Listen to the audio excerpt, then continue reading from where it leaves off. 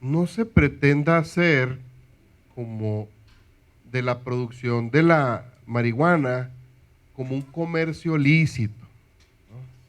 Porque ya Fox ya anunció que ya tiene lista su empresa para producir marihuana, anda muy contento. Entonces, aguas con eso, porque luego resulta que el comercio le van a dar esa total que va a ser hasta, no lo sé, como competencia comercial, y acá está más buena, y esta es plus, y aquella, o sea, hay que tener, creo que hay que tener cuidado, ¿no? Y bueno, sí hay una que dicen que es la Gold, ¿no? Pues ya me han dicho. Entonces, la otra cosa es, bueno, en esencia nada más sería eso. Muchas gracias.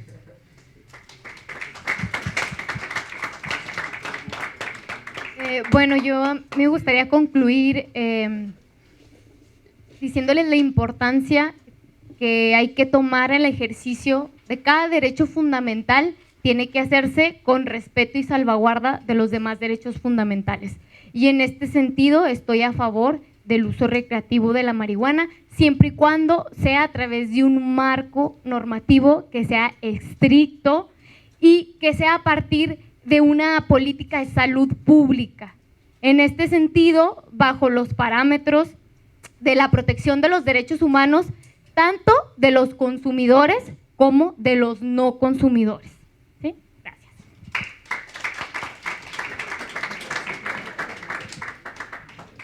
Maestro José Luis Galván.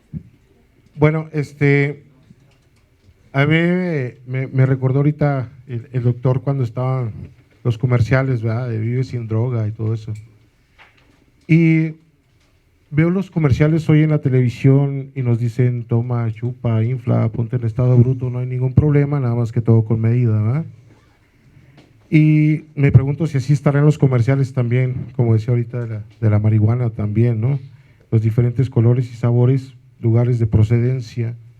Y es cierto lo que decía también el doctor hace un rato sobre los principales lugares donde se produce la sustancia, en este caso la marihuana. Ha habido más problemas y todo esto.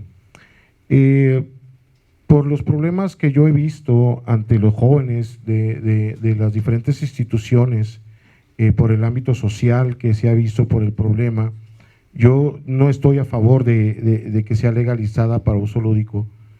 Quizás, si los médicos así lo deciden, el uso médico, bueno, sería perteneciente nada más a ellos y yo ahí estaría de acuerdo si algo en realidad funciona y sirve para una persona que tiene una enfermedad terminal como un cáncer. Desgraciadamente yo he visto morir muchos jóvenes, jóvenes como los que tenemos aquí, que de repente los ves ahí cuando llegan al centro de rehabilitación y ahí salen y volvieron otra vez al consumo y volvieron a fracasar y desgraciadamente fallecieron. Y conocerlos, verlos y tratarlos durante cierto tiempo y después ya no verlos, duele. Por eso lúdico no estoy a favor, pero si es médico y los que saben lo pueden hacer, adelante.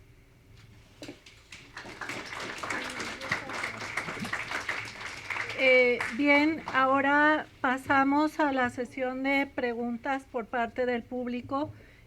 Para el doctor González de la O, ¿cuál tendría que ser la postura en el ámbito legal sobre la ignorancia y el estigmatismo y qué medidas deben tomarse para acabar con estas en torno al uso lúdico de la marihuana? La verdad, con todo respeto a quien haya hecho la pregunta y a mí mismo, no le entiendo. No le entiendo la pregunta. De verdad. ¿Cuál tendría que ser la postura en el ámbito legal sobre la ignorancia y el estigmatismo? ¿Y qué medidas debe tomarse para acabar con estas?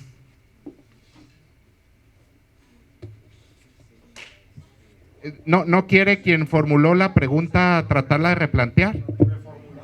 ¿Reformular?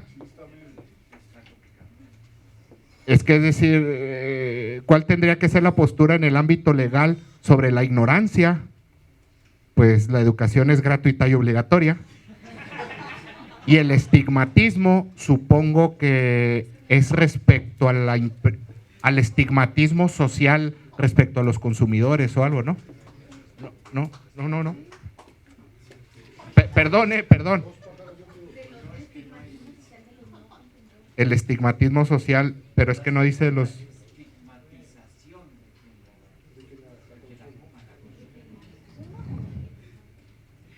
Bueno, perdón, no sé si me la fumé yo o se la fumó el que lo escribió, pero...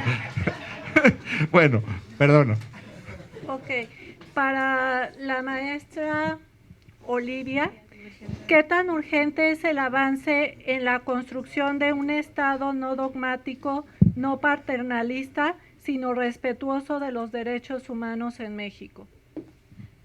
Bueno, pues sí es verdaderamente urgente, y tanto así que la Suprema Corte de Justicia se ha pronunciado exhortando a los poderes públicos para que por lo menos en esta materia empiecen a emitir un marco normativo que no nos deje vulnerables a nivel internacional. Es decir, que en un poco tiempo, si esto no se regula, podemos llegar hasta una sentencia de la Corte Interamericana de Derechos Humanos en donde se sentencia al Estado por el uso desproporcional y desmedido de la sanción que hay para quien consume marihuana o quien la usa, quien la aporta, como ustedes lo quieran ver.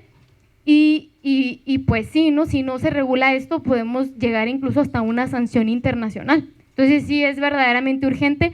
Por eso comentaba yo en mi ponencia que aplaudía el hecho de que el gobierno se estuviera preocupando hasta ahorita, ¿verdad? Demasiado tarde, pero nunca es tarde para enmendar el daño. Y pues sí. Ok, gracias. Tenemos aquí una pregunta para el doctor Camarillo. ¿Cuál es su posición o qué cree usted que las adecuaciones en caso de aprobación del uso de la marihuana bajaría el nivel de actos ilícitos que afectan a la sociedad o permanecería igual? Bueno, quizá necesitaríamos mayores datos duros, ¿no? Mayor evidencia empírica, pero creo que ya, por ejemplo, mi colega Martín de la O aludió a eso, y en algún sentido, bueno, todo parecería indicar que la regulación apropiada del uso, consumo recreativo de la marihuana tiende a bajar los índices de violencia y de criminalidad. Pero también mucho depende de cada realidad social específica, mucho depende también de la cultura en la que ese cambio legislativo se inserte. Desde la perspectiva de la filosofía general y de la filosofía del derecho en particular, no nos atrevemos tampoco a hacer afirmaciones demasiado descriptivistas en el sentido empírico de la cuestión, pero cierta tendencia indicaría que una regulación adecuada a los parámetros, el efecto cascada que da la impresión de que viene, podría contribuir a una reducción de los límites generales de la violencia, aunque mucho depende de circunstancias históricas y políticas, ¿no?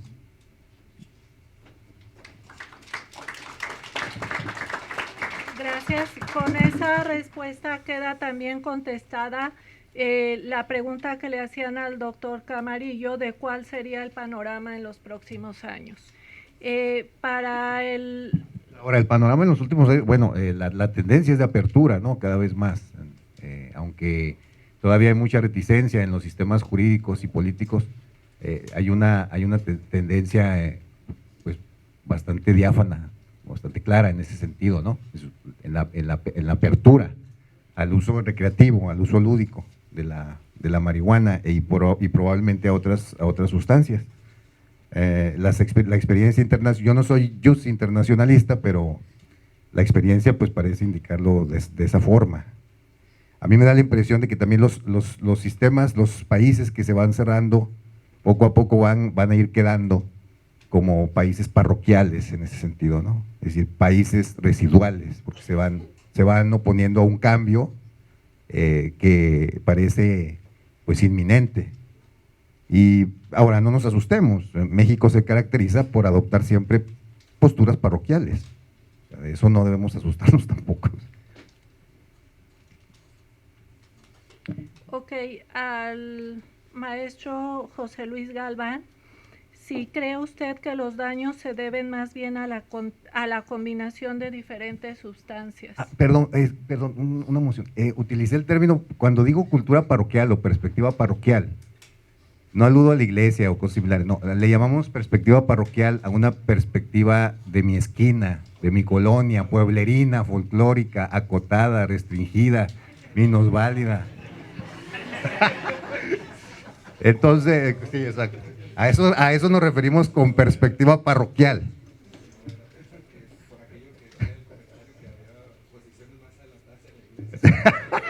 Exacto, sí. Sí, no es tema de la parroquia. Bueno, también puede serlo. ¿Puede repetir la pregunta, por favor, doctora? Que si no cree usted que los daños se deban más bien a la combinación de diferentes sustancias. No cree usted, sí creo. Definitivamente varias sustancias, cuando el adicto se hace poliadicto, obviamente que los daños van a ser diferentes y a mayor. Pero sin embargo, cada una de las sustancias en sí tiene un daño cerebral, un daño físico, un daño emocional, un daño psicológico en la persona. Entonces, cada una de las sustancias va a tener ese daño, no importa cuál sea. Uno de los daños de la marihuana, que todos sabemos, es la esquizofrenia a grandes cantidades y grandes consumos, pero a veces no nos damos cuenta que la persona ya viene con una malformación cerebral, ya viene con algún problema cerebral, con alguna falta de neuronas, algún daño, y entonces al consumo del primer contacto con alguna de las sustancias, pues entonces el daño va a ser irreversible, ¿no? Entonces sí, cada una de las sustancias tiene daño cerebral y daño físico, ¿no? A usted mismo, ¿qué aconseja hacer para un jovencito que no se vuelva adicto a las drogas aunque le guste? Bueno, les puedo decir que nadie es adicto por gusto, ¿eh? No es por gusto y es algo que la moral lo dice, no es cierto que el adicto lo haga por gusto, lo hace por una necesidad, la necesidad física y la necesidad psicológica, que es la obsesión que se va desarrollando a través del consumo constitucionario de la sustancia, es lo que pasa.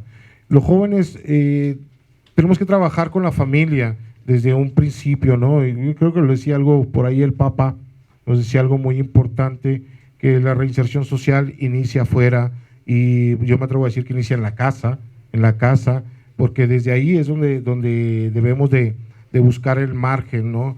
Dicen que por ahí el ejemplo arrastra más que las palabras. A veces nosotros mucho equivocamos el decir no a los jóvenes, y en realidad son prohibiciones, ¿no? Es muy difícil para el ser humano entender la palabra no. A veces la pared está pintada y dice no la toques, y ¿qué es lo primero que hacemos? La tocamos, ¿no? A ver si es cierto que está pintada. Entonces, sí tenemos que trabajar por ahí primero con nuestros jóvenes, y obviamente que los jóvenes ahorita están con computadoras, ¿no? Nacen ya con computadoras ahorita. Aquí está la prueba de todos estos jóvenes que están aquí, que ya tienen una computadora integrada, sin contar las extensiones que tienen en sus manos, ¿verdad? Y yo creo que sí hay que trabajar desde el ámbito familiar.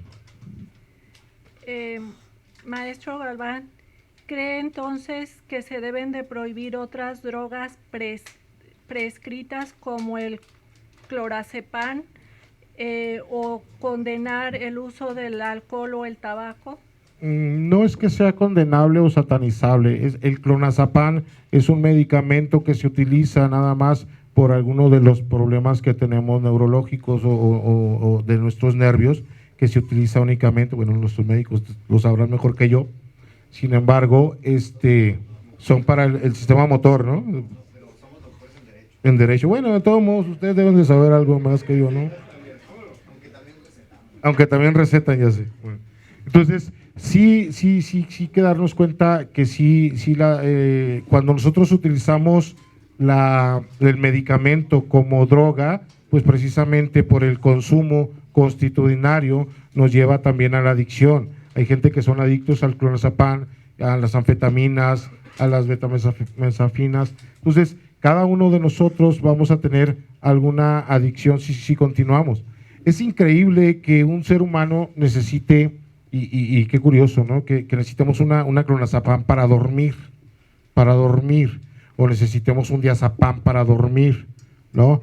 Entonces, no es necesario, ¿no? Trabajando emocionalmente yo creo que podemos resolverlo. Pero sí, definitivamente se tiene que prohibir cuando se hace un uso nada más, mientras sea recetado médico y hasta cierto punto, no hay ningún problema. Pero ya cuando se usa, aparte de usarse, se abusa, pues entonces se convierte en una adicción. La última pregunta va dirigida a todos los panelistas, quien desee contestar. ¿Conocen y contemplan en sus ponencias las resoluciones de la OPS, la OMS, en cuanto a la definición del derecho a la salud y determinantes sociales de la salud?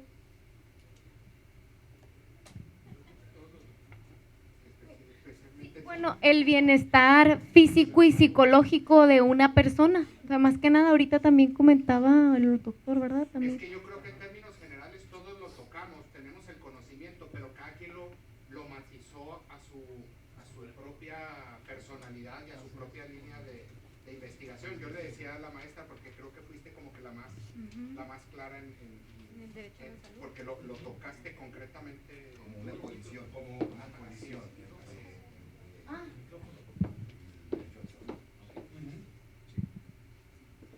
Yo creo que aquí gran parte del debate en torno al derecho a la salud es cuáles serían los parámetros para establecer la colisión entre el uso de una libertad específica y el derecho a la salud, ¿no?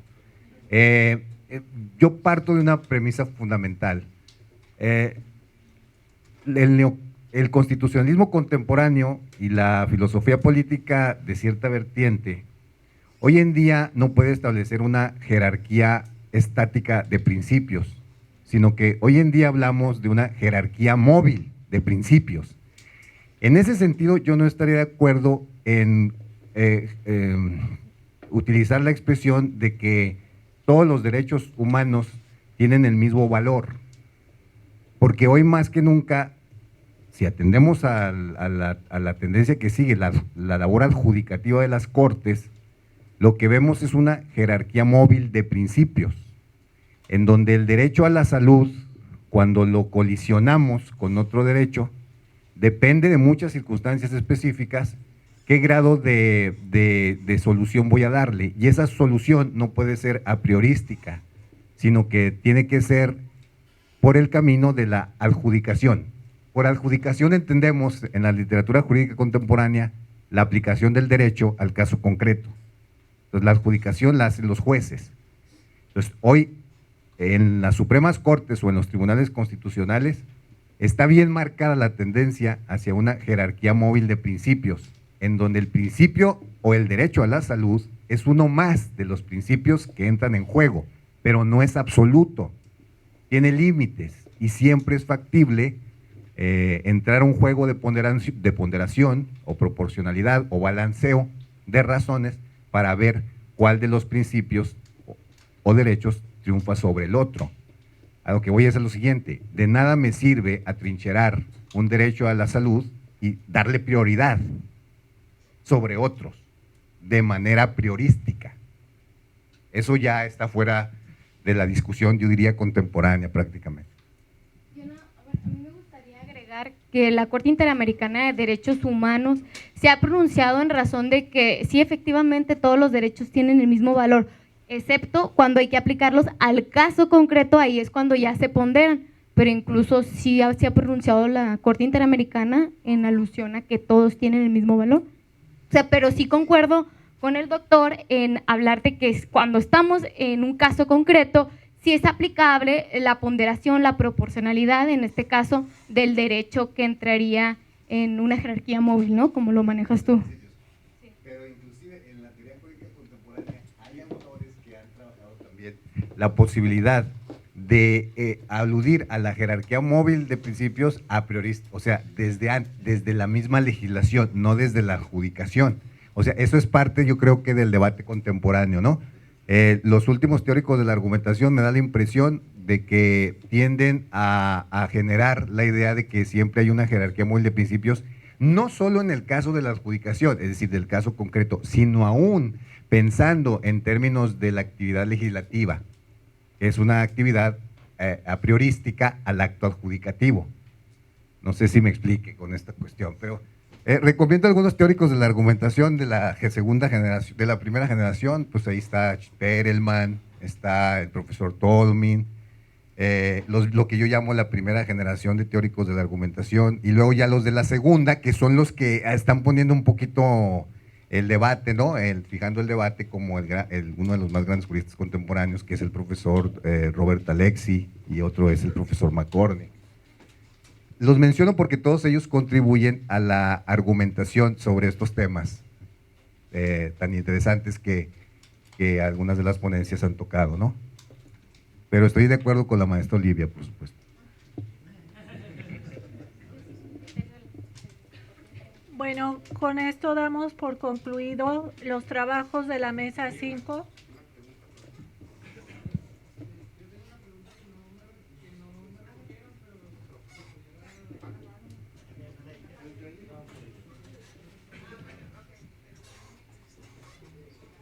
Adelante. Mi pregunta va dirigida al licenciado de la O. Dijo en su ponencia que la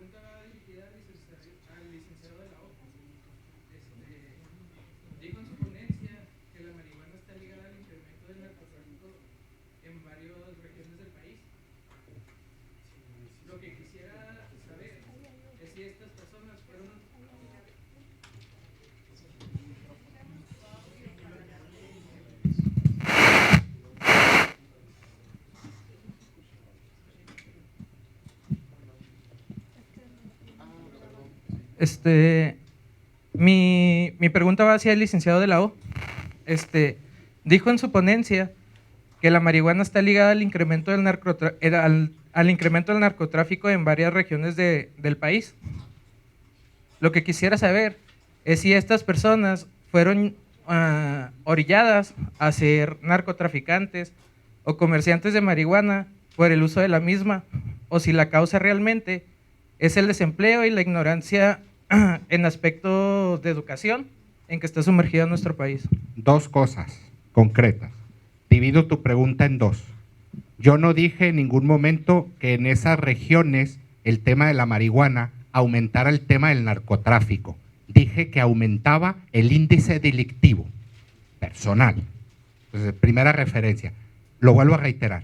En esas zonas en específico de México está aprobado por el propio Sistema Nacional de Seguridad que en la venta, siembra, trasiego, etcétera, está ligado directamente el aumento de delitos de alto impacto, de homicidios, lesiones, extorsiones, secuestros, con el tema de la marihuana. La segunda parte, la verdad es que te concedo toda la razón, porque era lo que el compañero alegaba. Me parece que estamos en algunas partes, luego se nos va y matamos al mensajero. La culpable no es la marihuana. Queremos acabar con la prostitución y queremos matar a las putas. ¿Sí? Es un tema. Es decir, es el mensajero solamente. Es el mensajero. Y nada más retomando así como conclusión que sobre si era el derecho a la salud, me parece que en términos generales, en lo que este debate en el fondo plantea es darle consistencia a la parte argumentativa que acaba de exponer Jesús y Olivia, donde pareciese, bueno, no pareciese, está materializado que se preferencia el día de hoy el tema de la salud pública frente al derecho personal. Entonces, como que el debate realmente es en torno a darle la libertad, ¿verdad? Favorecer ese otro derecho. Pero, bueno, espero haberla contestado. ¿No? A ver, replantéala.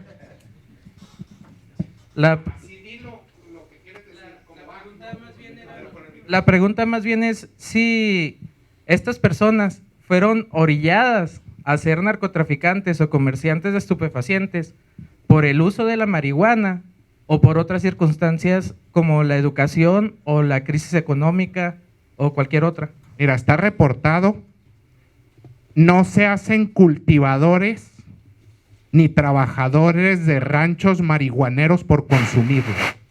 De hecho, en las familias delictivas, el principio fundamental desde los años 60 es la prohibición del uso de la droga de sus mismos elementos.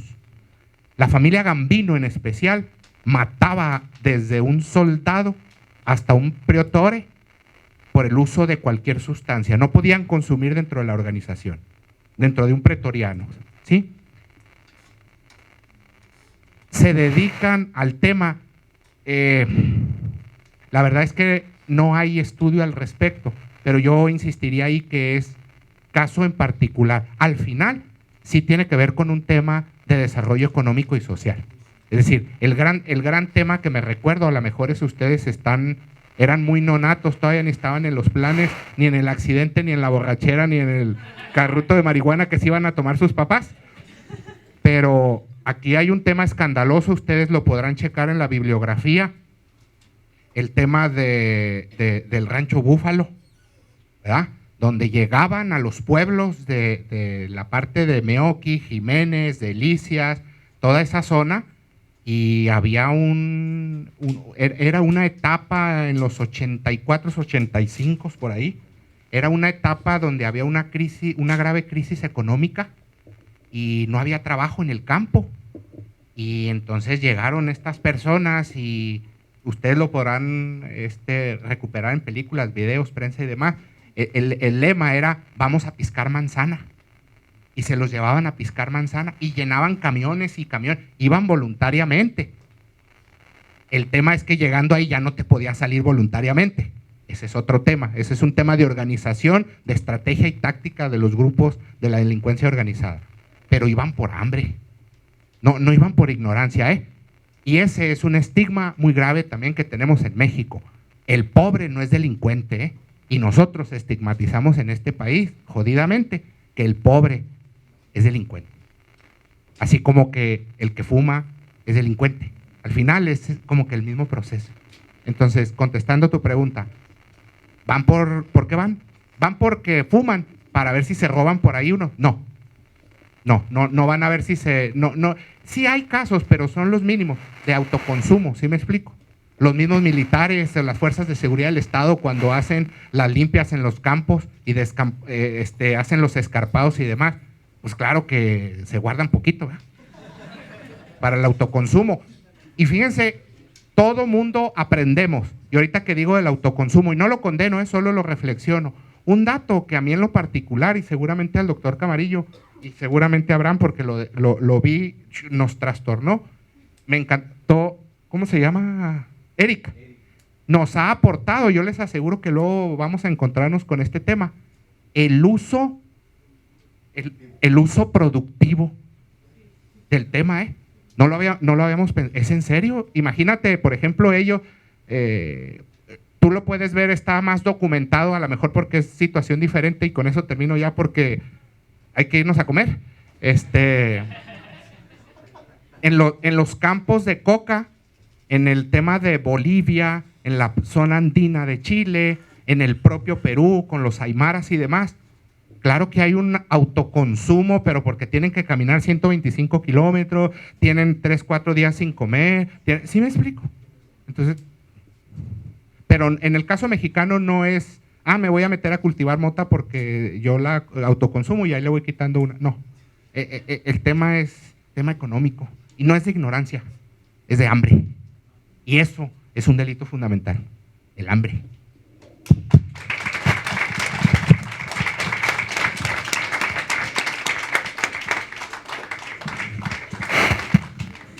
Bien, pues con esto cerramos la mesa 5 del debate nacional sobre el uso de la marihuana, ética y derechos humanos. A todos ustedes, gracias por su presencia, a los panelistas, gracias por su atención y Es todo.